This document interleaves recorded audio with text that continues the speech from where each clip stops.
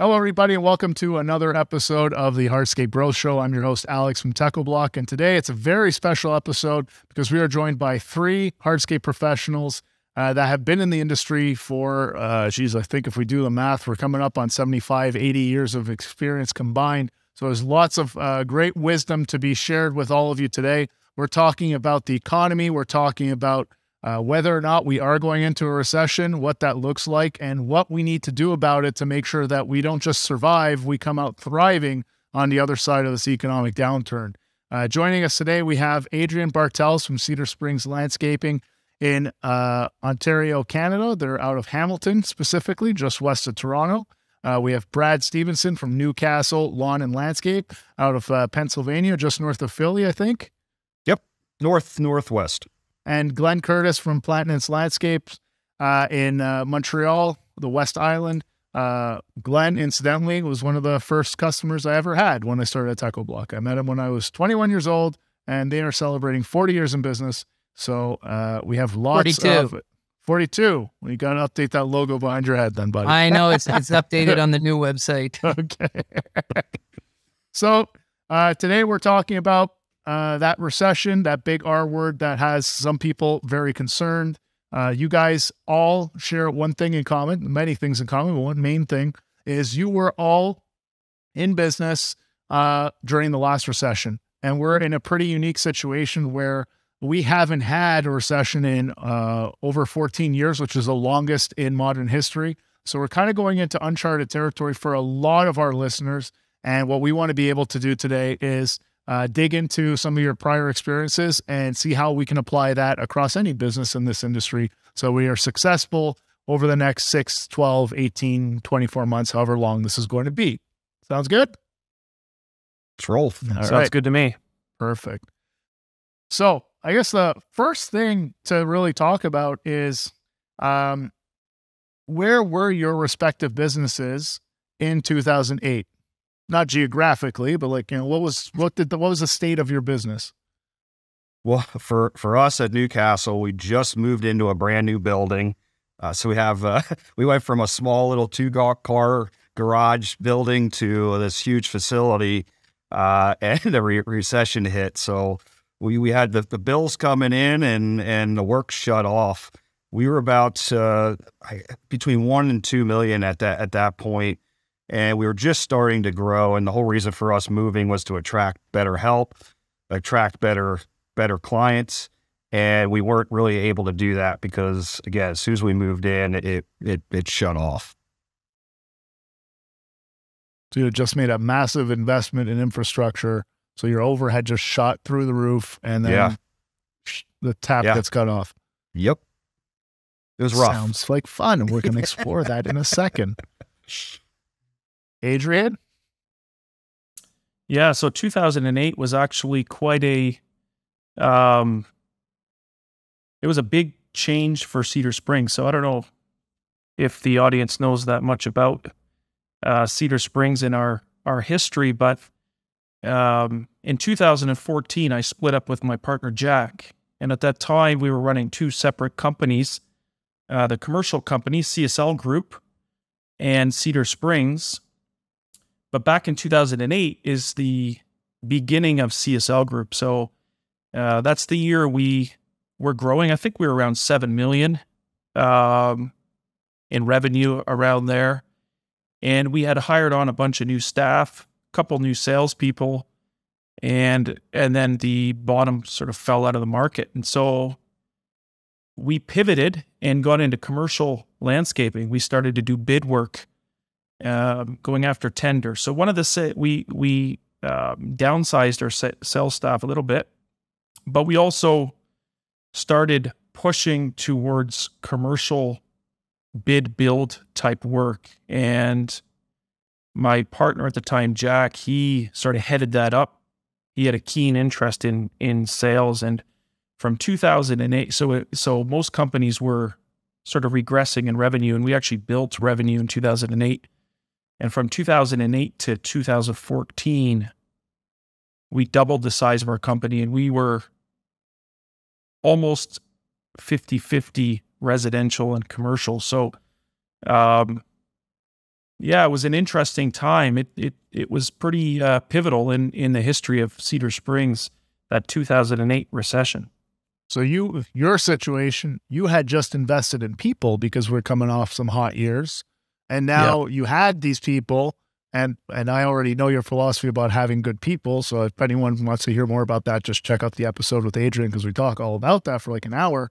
But now you have all these great people, and rather than scaling it back, you start looking for different ways to use these people to bring in revenue and keep growing the company. Just keep moving forward regardless of what's happening around us. That sound right? Exactly. Yeah. Cool. Yep. And Glenn, what was going on in your world? If memory holds me well, it was sort of the same idea. I remember around 2008, we were getting more and more into full design build. I think we had just moved in. Then we were renting. We have our own facility now, but we call it our Design and Inspiration Center. We were renting a place, I remember, and bringing in a lot of people, and the same kind of situation. I remember trying to scale up, but then I realized that it was getting a little more difficult. I remember slowly it started happening to us. It was getting harder and harder to pull in the clients. We didn't do any really social media back then. I don't think many people were really heavily into it. We were relying on the reputation we had before.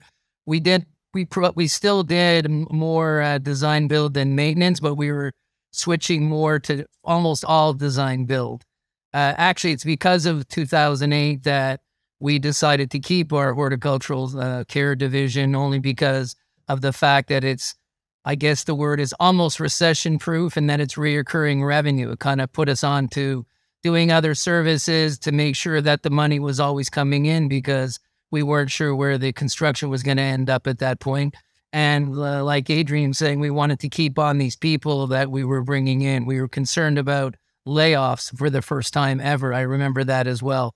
And we were going to have to start letting people go that we just brought in.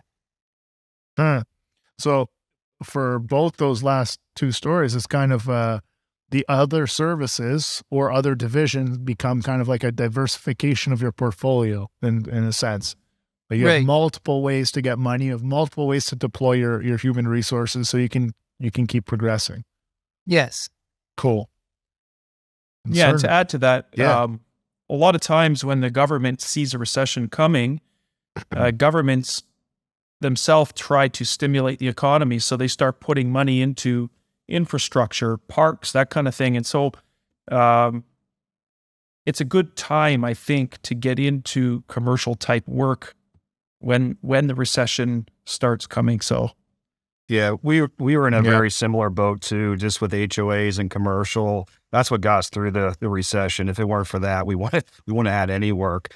So that bailed us out, and it was a lot of the renewable work. And we learned a lot through those years, and not to get rid of that type of work and to keep that going, because that will get you through a recession. Yeah. You're talking the maintenance? Yeah, on the maintenance end. I think it's something good to have. To this day, actually, we're growing that division as well, but it's still secondary, but it's comforting to have those contracts. Not that people can cancel, but it's still that reoccurring revenue, and you can pretty well count on it. I mean, even today, even though it's looming in the word is we're going into a recession, we haven't really seen, like we were back then, people pulling out. I don't know if you guys are experiencing the same thing, but they're not really pulling out. Even out of the contracts we had so far, nobody's really backed out of their contract. Yeah, we haven't had any. That's a good segue though. Like what was happening then? People were pulling out left, right, and center in 08? We didn't have that issue. I found that back then people were pulling out. Sorry, go ahead. Well, we had a lot of our contracts we were taking care of for, gosh, at that point, probably 10, 15 years. So we had a good relationship with, especially the board members and stuff, on a lot of the communities. So they stuck with us through that. And in talking about layoffs and stuff, it was the first time we had to lay off salary people. I actually laid myself off in 2008 just to save some guys not having to be laid off. My wife wasn't real happy about it, but you got to do what you got to do. And, and the other owners at that point, they stopped taking paychecks, and just to keep as much cash in the bank and keep paying our employees.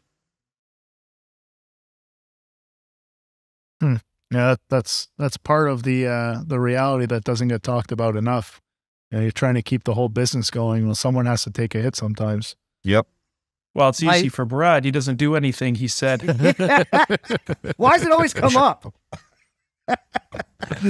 Probably because I say it. Yeah, we didn't skip a beat. I also remember. What's that? Yeah, him being laid off, it didn't change anything. Nope. Kept on cruising. What were we gonna say, Glenn? I said I still remember it was actually the first time in our company's history to this day, sitting with my partner, who's also my wife in the company, and trying to sort of decide who was going to get laid off or how we were, and just trying to find anything that they could do to keep them busy. We did get to a point to when I call buying jobs, even at one point, which I will never ever do again in hindsight, meaning taking jobs on, knowing the numbers and just taking them on to pay salaries and keep the show going and not making any profit, which in hindsight, it got us through a lot of it, but I'll definitely don't have the same mindset. I'll never do that again. Why would you never do that again?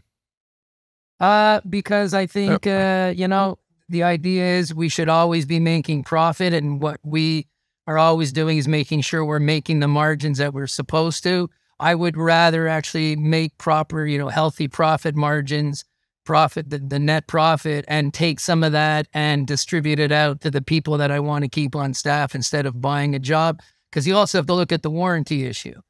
You know, maybe you're giving the job away now, but what if there's warranty work that comes down the line? That's going to start costing. And that, for those very reasons, I just don't have the same mindset. If I'm going to do work, even if times get tough, I'm going to make sure that we're profitable for everybody. Also, since the fact that the company is going to transition more and more to open book and sort of have partners in the people that help us grow and be successful, I think we have to be healthy all the time as well. Yeah, and the Glenn, work is there. Glenn, we were in the same spot. We slashed prices thinking we were doing the right thing. I bet you took us 6 years just to get out of that, because you slash prices, you know, on the maintenance and install. Like, we slashed across the board thinking, well, we just got to keep going. We'll never do that again, because it literally took us 6 years to get out of that rut of low prices. Now you have the wrong customers. It blows up in your face. It's not helping you at all. So that there's a compounding effect. You cut your prices, you're attracting a lower end client. That lower end client still drives word of mouth. So now you're getting more of those smaller customers. And like you said, it takes you a while to get out of it. Adrian, a lot of our last conversation was about marketing and pricing, and, you know, making sure that you're profitable and you have enough money to cover warranty work. Well, what was your stance on pricing in 2008? Yeah, I guess I would take a little bit of a different approach.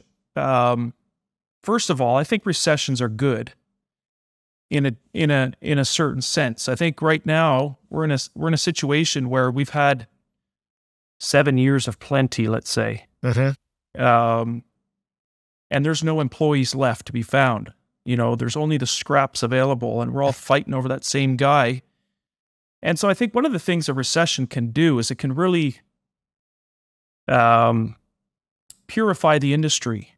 You know, companies can take a hard look at their employee resources and cut out the ones that they're hanging on to because they really don't have a choice. Their schedule's jam-packed, and, you know, they pretty much hire anybody who has a pulse. And I think a lot of landscapers are in that boat right now just because there's just such a shortage of labor. And I think you know, what Brad and Glenn are talking about, you know, not buying jobs is fair. You want to keep your profits there, but if you can cut your staff down to your core group, like the best of the best, and find a way to come out of it with the very, very best employees, your next objective is to make sure you have enough work to keep them busy. And then I would take an approach, you know, I don't want to give money away, but I would fight to keep my best guys. And if that meant taking a hit on a job, I'd probably do it, because, you know, recessions are around for a year or two, you know, but when you come back out of it, think about it as a bit of an investment. The other thing is, everybody's going through the same recession you are. And so that's the time, if possible, to go out and try to pick up a few guys that, maybe the other guys are laying off because they're just out of work. So, I mean, I certainly don't hope for a recession, but I think companies should look at them as a big opportunity. Yeah, I agree with you, Adrian, 100%. Yeah, no, go ahead. Go ahead. Yeah, we're seeing it already. We're seeing, HOAs are contacting us to bid on their properties just because the landscaper that's doing it right now can't service their contract. And we have like 9 people on the bench at Newcastle. Like we're not having the employee issue. And we started that whole process in 2018, Adrian, as far as like getting the right people on the bus, getting the right people in our company. So really everybody, all 82 of our employees, like, are the right fit. So like we have to keep 82 people going. And we're getting companies also contacting us about purchasing them. Right now, my main job now is acquisitions. I'm looking for places to buy, companies to buy, customer lists to buy, whatever. Because there's going to be opportunities down there, and we knew that this was going to come at some point towards the end of the year. That especially because we're having a drought right now, a lot of those small mom and pop companies are probably going to go out of business, unfortunately. But if we can maybe bring them on, bring some of their customers on too, it'd be the best of both worlds. But we're definitely constantly looking at the opportunities that this is bringing, and people are getting scared around here. And they're looking to bail, and I get it. So I want to just back us up a little bit, because this is definitely a path I want to go down. Like, how do you actually position yourself to find yourself where you are today? But if we go back to when we were in 2008, and you're seeing the things, because now we're talking with the benefit of hindsight, saying like, this is the stuff we're doing now. But then, what were the things that stood out the most to you that were signs of like, I need to do something, I need to change something, I need to be considering different options here? Or, what were the red flags that you still remember to this day? I can tell you for us, the phone. Yeah, I remember specifically. Oh, go ahead, Adrian. Sorry. I remember specifically hiring 2 salespeople that winter, and that spring, the phones stopped ringing. They just didn't ring. Nobody called. Like, obviously a few people called, but we were just standing around waiting for the phones to ring. And we'd never been in that position before. And so we went out looking for work. Had to drop 1 sales guy, and then we went out looking for work on the bid market. So I remember that vividly. Now, I don't know if you want to pivot to now, but I haven't seen that yet. I see signs of a recession looming, but we haven't experienced that quite yet. What are the signs you're seeing? Well, so I have had a couple clients. I have a real estate client right now who, when we sold the job to him 6 months ago, he was selling houses left, right, and center. But we sold the job when the market was hot.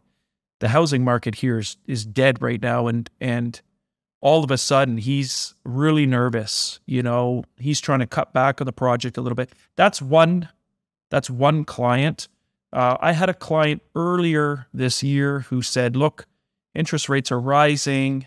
I was going to do a job and borrow against the house, but with interest rates rising and a little bit of uncertainty, we're going to put the job off.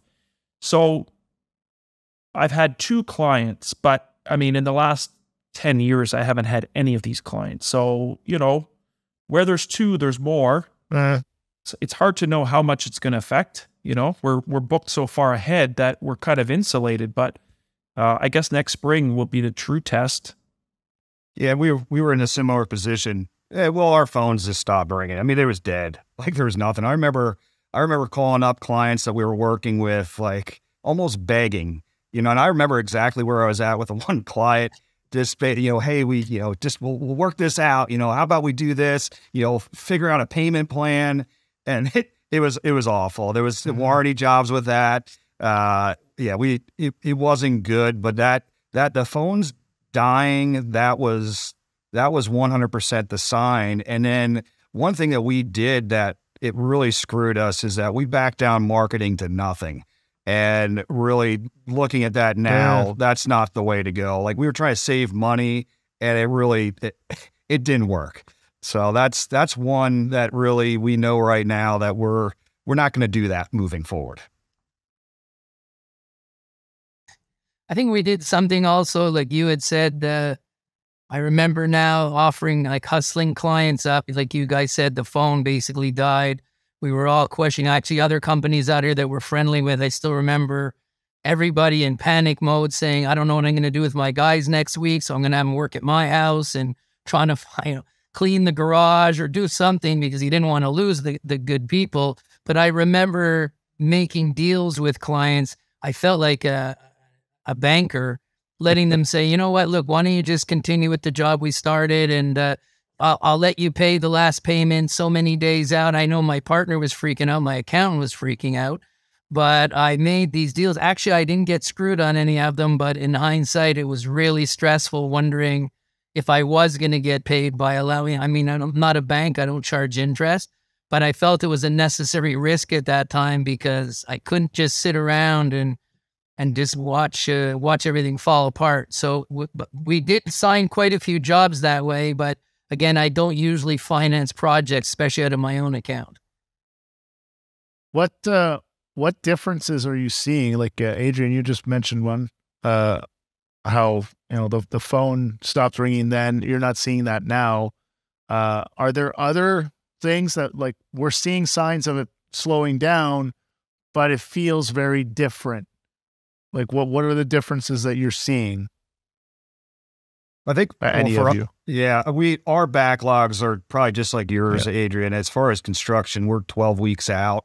We run 4 crews in the construction division, and being 12 weeks out, our backlog was never like that in 2008. So, our backlog's up. We don't have people negotiating pricing with us, right now, or payment terms. And I think the biggest thing too is that we're in a different market. We're in our ideal market, where before in 2008, we took any jobs, like anything. So we focused on who are our ideal clients and then start marketing towards them. So we're in a different realm now as far as clients are concerned, which I believe is going to help us as well. But we're not seeing, I think there's fear from the contractor side, but I don't know if there's as much fear, on the residential side or commercial side. Like, I don't see that. I don't see people talking about it on the commercial or residential side. Hey, we just got to hold on. My IRA just dropped, 150 grand or whatever. I'm not hearing that.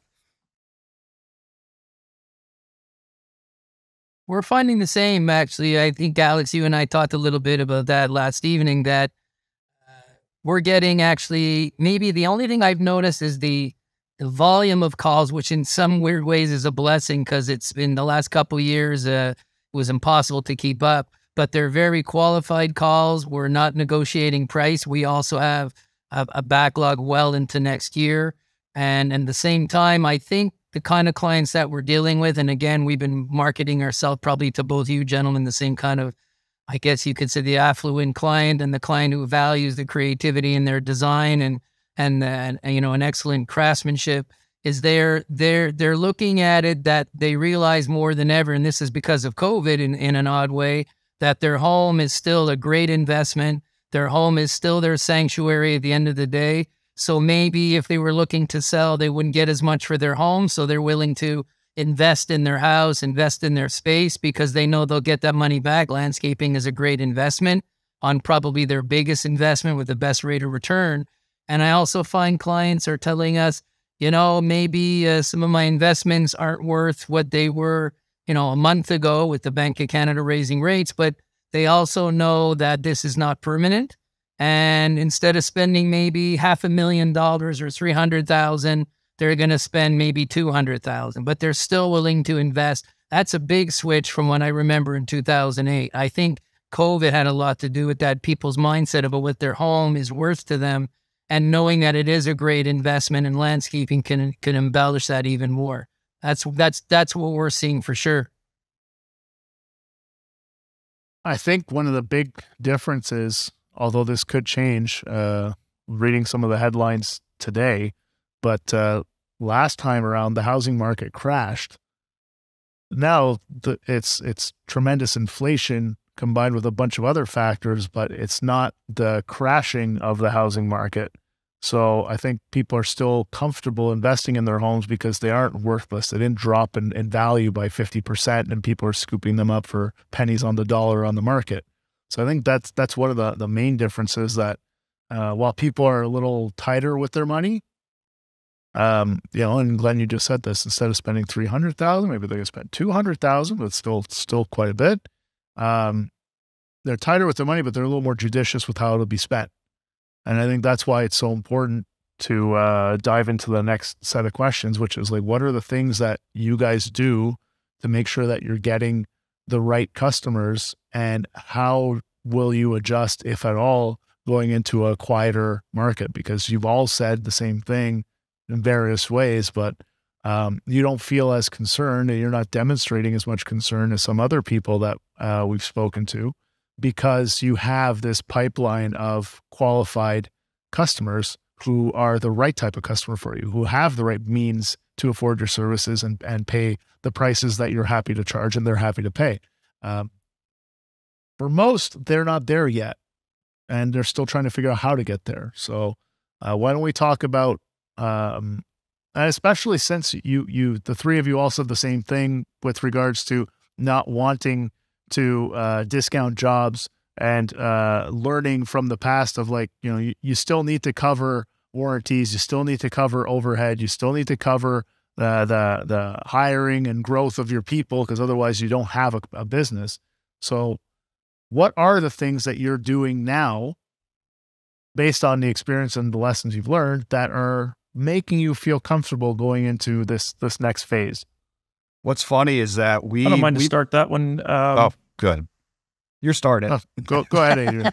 It's always I'm gonna be polite. No, you go first this time. We'll go in alphabetical order. How's that? Well, All right. Oh, dang it. Good. Yeah, we're going good. No, you're B. You're B. Sorry, Brad. A, B, C. Yep, you're first. So one of the things that we've done over the past, let's say, 5 to 7 years, because the market's been so robust, is we've increasingly brought up our design fees. And we've done that as, well, in some part to properly evaluate the service that we provide. But, you know, a lot of our design fees are in the $7,000 to $10,000 range now, the whole design process. The design fee is sort of that dial, I guess you could call it, that if the economy starts to slow down, we might just turn that dial down a little bit. You know, instead of charging $7,000, maybe we'll charge $5,000, and we'll kind of keep playing with that dial. It's possible that we get it down to, you know, in theory, design could be a loss leader. You know, if that's the only thing you had to cut in your company, you might go for it, you know, given the bigger picture, keeping the rest of your staff busy and all the rest of it. You know, you don't want to give away profits on the construction, but if you had to give a little bit away on the design, you know, you could probably make an argument. And we've actually started to do that a little bit. The phone calls have slowed down a little bit now. We've, as busy as we're booked halfway next year. We don't want to get complacent, so we prefer to book the entire year to, you know, slide right through this recession without getting hurt at all. But we want to make sure that everybody who calls now, we're taking advantage of them. So we've just tweaked down that dial just a wee bit already, and we're kind of gonna gauge it, watch how it goes. So you kind of use that as the filter. If they're happy to spend that or invest that money on the design, then they're probably going to be a good fit. If they're not, then they probably won't. And it goes with, are you seeing like the scope of projects dialing back as well? Like Glenn was mentioning? You seeing the same thing? Yeah, it's too early to tell, I think. Because you're booked out so far out. Yeah, like all the designs that we're working on now are still large projects, you know, so So not yet. And that's why, like, it's hard to know for sure if the recession is going to affect our industry. Our industry has been so crazy over the last 2 years since COVID specific. I mean, before that too, but COVID really, people, I think it's some combination of this idea of living at home and, to your point, the housing market just skyrocketing. So, people finding newfound equity in their home. Some combination of those two things is made landscape, pool industry just absolutely crazy. So it's bonkers. It's hard to know. It's possible that the landscape industry slides right through this thing unscathed, and perhaps other industries feel it. I haven't seen enough to know for sure that it's going to affect us in a bad way. It's just, I'm not sure what you guys think, but Brad, what are you doing to make sure that I'll take Adrian's term that you come out unscathed? Yeah, I think before, in 2008, we cut our marketing costs. We're ramping it up now. I think that, I just had a marketing meeting this week. I said, guys, we got to be top of everybody's mind across the board. And we can't back down now. We have to keep doing our community service. Anything we're doing in the community, we do it to help the community. I mean, we're not doing it to stay in business, but it's just gonna work itself out in the end if you're doing the right thing and just getting out there. I think staying on top of people's minds is really, really important because, as companies possibly go out of business, which I hope they don't, but if they do, you have to be the best company in your area. And I think with our marketing shift right now, we are trying to show why we are who we are more than ever, so that when that customer, that client wants to have that hardscape and everything in their backyard, we're the go-to people. And we spent a lot of time. I was just at a networking event last night. I'm constantly around the community, just keeping us out there and making sure that we're top of mind, and we're not cutting marketing for sure. You said you're ramping it up, but ramping it up financially or ramping it up in terms of effort, in terms of focus? What does ramping it up mean? So ramping it up, our budget, we had a budget set at the beginning of the year. That's kind of out the window now. We're not just going to spend frivolously and just whenever, but we're thinking differently as far as where we can put our money to use it at, the best use of our money, instead of just doing some things that maybe don't get a whole lot of return.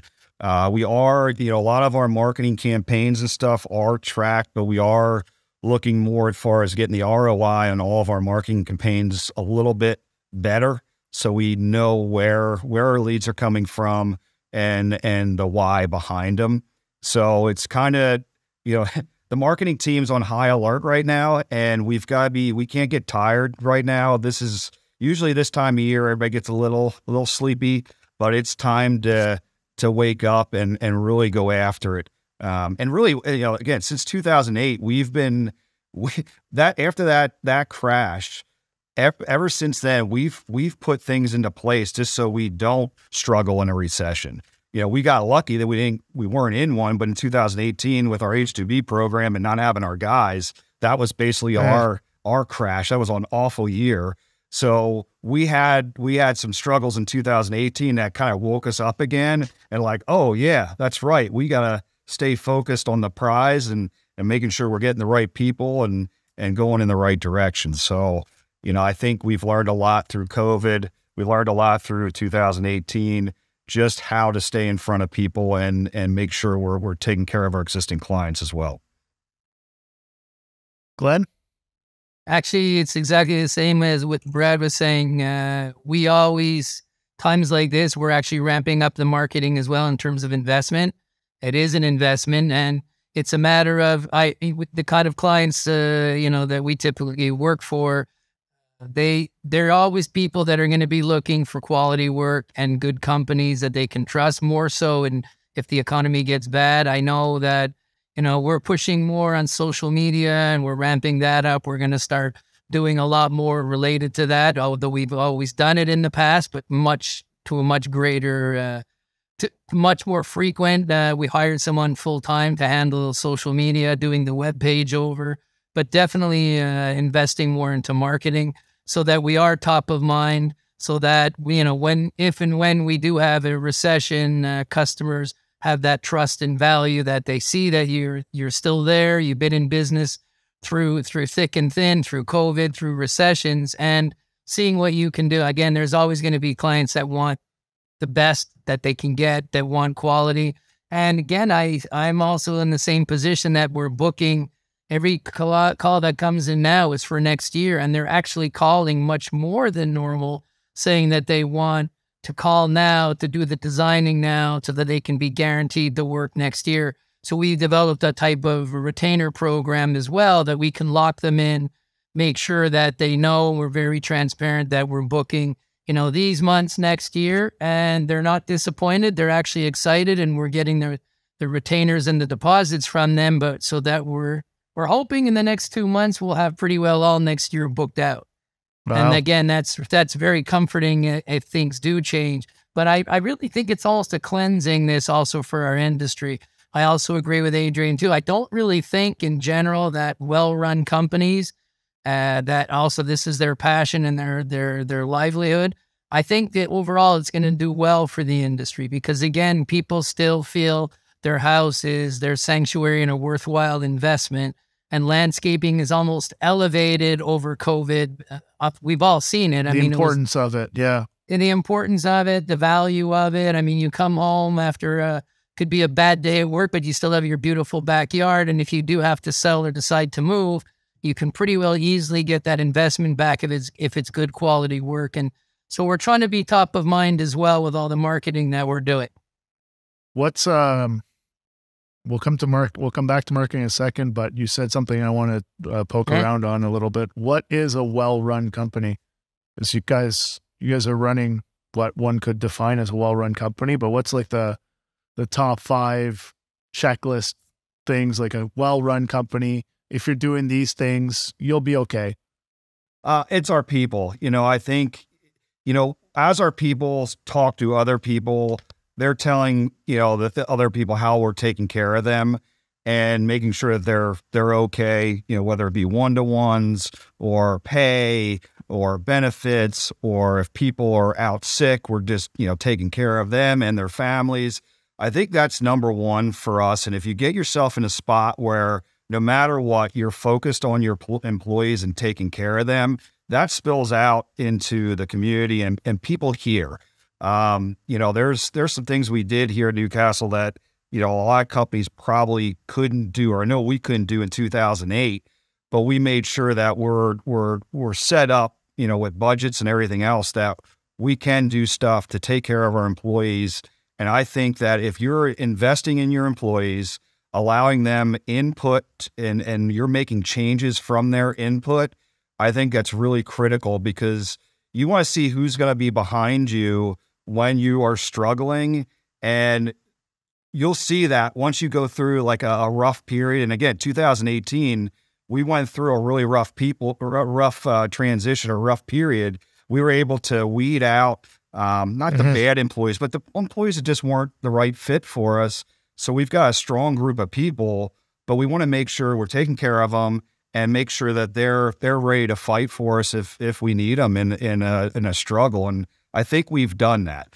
And we're not perfect by any means, but I think it's important. And then also, as far as knowing your numbers, I always hear all these numbers get thrown around on social media and stuff. I just shake my head, because there's no way some of the numbers that they're saying are truthful. So really knowing your numbers and understanding how your business works, what's your operating costs on a monthly basis, maybe put away 3 months of operating costs just in case of an emergency. If I do any consulting, that's what I'm telling some of the smaller companies right now. Hey, stash some money away and just be ready just in case. And that way you're in a little bit of a safer mode. You can make educated decisions instead of knee-jerk reaction decisions because, the economy tanks for some reason. That's a long-winded way of saying that. Good point. I forgot. No, it's good though. It's good. And the explanation's there. What else? Take care of your people, know your numbers. Guys?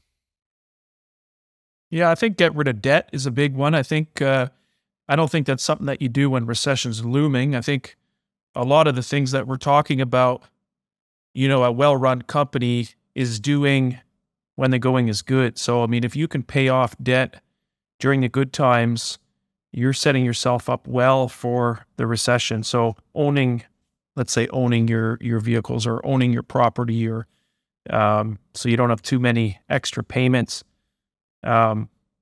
Also marketing, like we've talked about ramping up marketing. We've never ramped up marketing, but we've never slowed down marketing. We market heavy all the time because,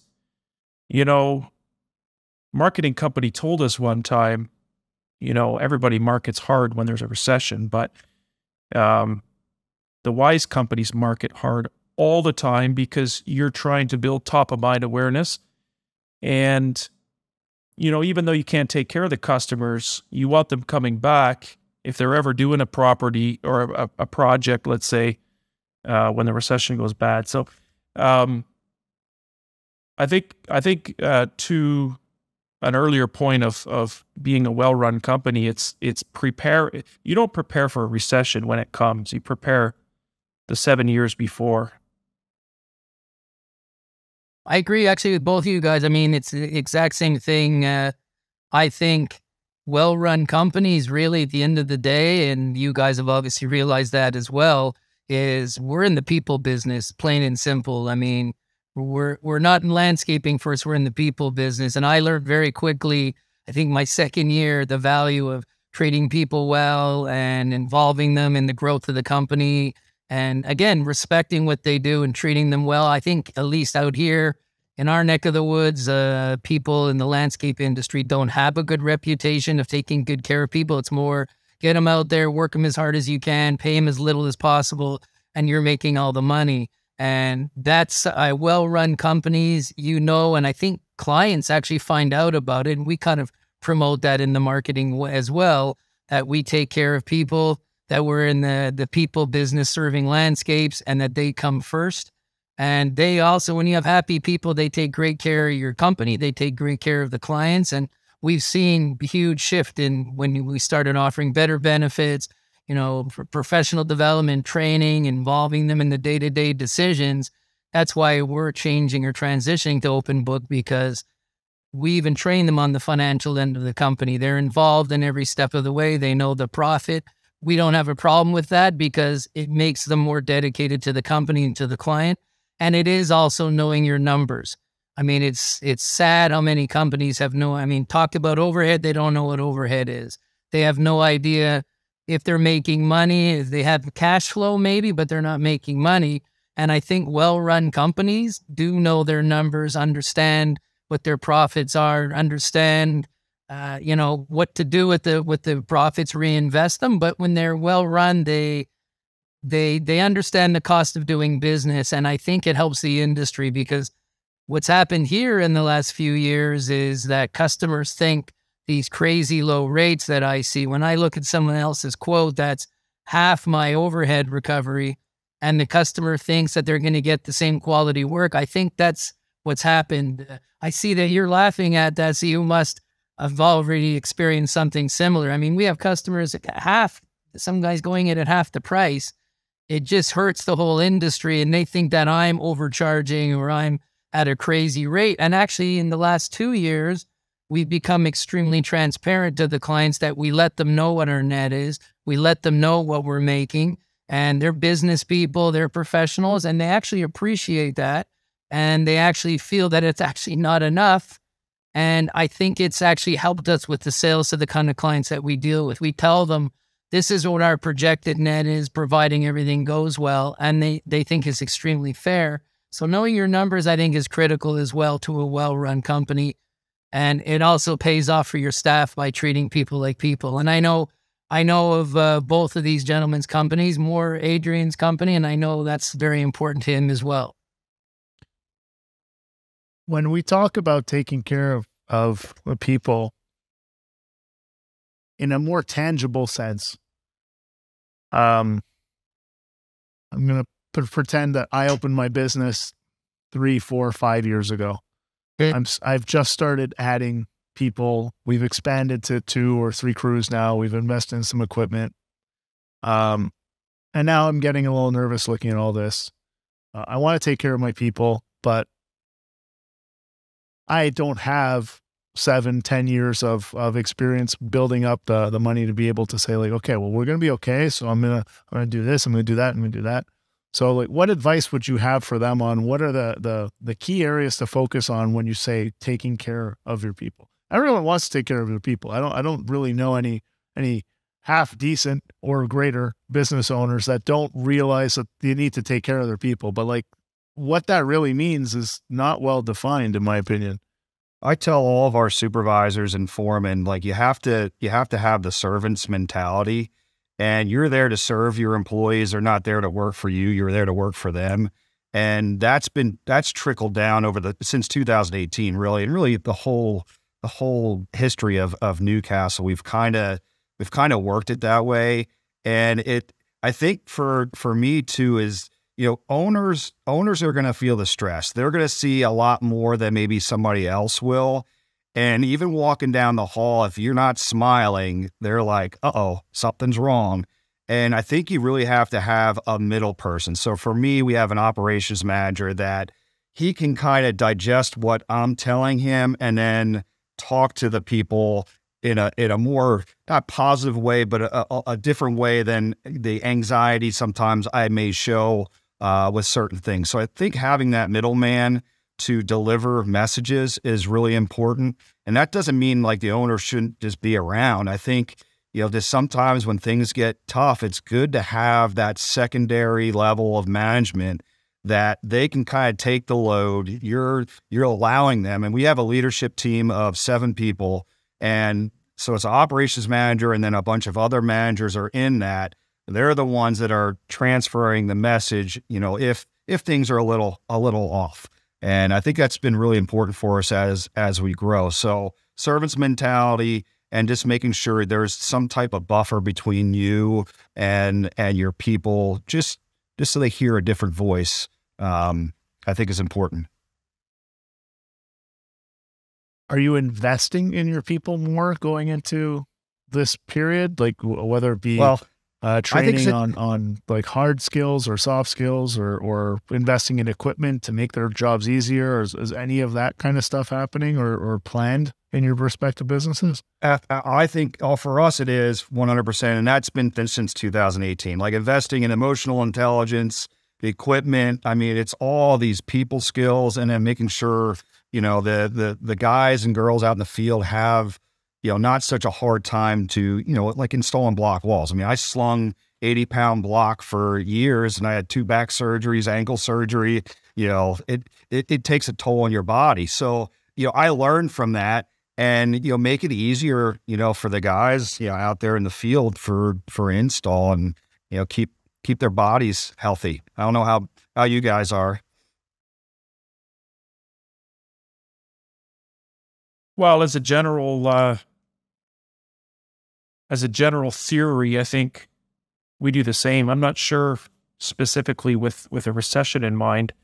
The idea of taking care of your employees, we've talked about, we've heard each other speak about it. We obviously all realize the importance of people. I mean, that's easily the most important asset that any company has is the people they have. And so you invest in them in terms of what they get paid and how they get treated and the training and,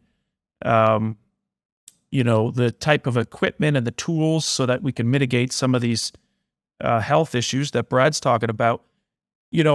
I think by now, every company that has any sort of aspirations to be relatively good is doing all of these things. I mean, you just need to survive. You can't get employees. So as a minimum requirement these days, you have to treat people well. Otherwise, you won't have any employees.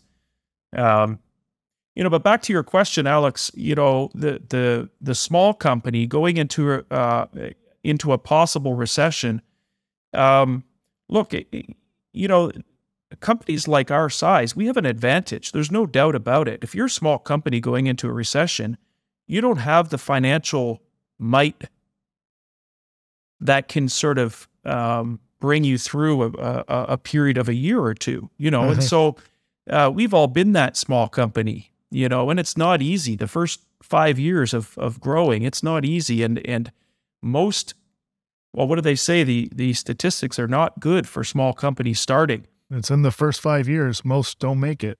Yep. Yeah, they don't make it. And if you happen to hit that recession, you know, you gotta, but you know, I'm not trying to be I'm not trying to paint a bad picture for all those small companies that are looking to the future and wondering what's going to happen. But the reality is that it's not easy.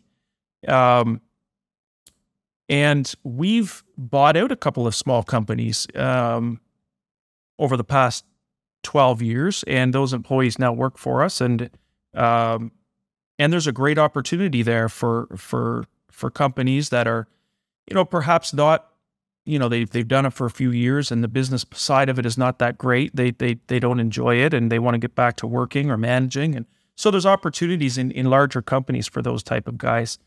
And we've seen that happening a lot. We've had guys leave us, start their own company and realize that, you know, business is not for everybody. It's, you know, you need to have thick skin. You need to carry the weight of a lot of people on your shoulders, and not everybody can handle that sort of thing. But anyway. But in the acquisition of a few of these companies, is there like a common thread in what you're seeing? Like outside of, you know, them realizing maybe running a business isn't for them, are there critical mistakes that kind of put them in a corner where that was the only move left? Yeah, I think in every case, they had a difficulty finding and keeping good people, and because of the scale of their company, they couldn't compete with the larger companies. They couldn't offer the benefits and the type of training and all the other, you know, and if you think about an employee, you know, and you're a skilled foreman, let's say, and you got a family to feed, and you know, you can bring your trade to any company you want. Why wouldn't you go to the company that's got the best equipment and that's got a good salary and all these other things, right? I mean, admittedly, the bigger you get, the bigger advantage you have. I mean, it's not for everybody. There are people out there that want to work for a very small company, and that's fine. But it's also difficult getting employees, and that's the biggest challenge. I think, I mean, you guys probably agree to getting good employees is the biggest challenge for any company right now. Probably not just landscapers, but no, it's everything. For sure, landscapers. Because so much is dependent on the individual and their output, right? Yeah. I think really too with the smaller companies, hooking up with a mentor that's been through this, you know, if a recession hits, and asking them, you know, questions, you know, like all three of us have been through, you know, a recession, been through all these difficulties, all these mistakes.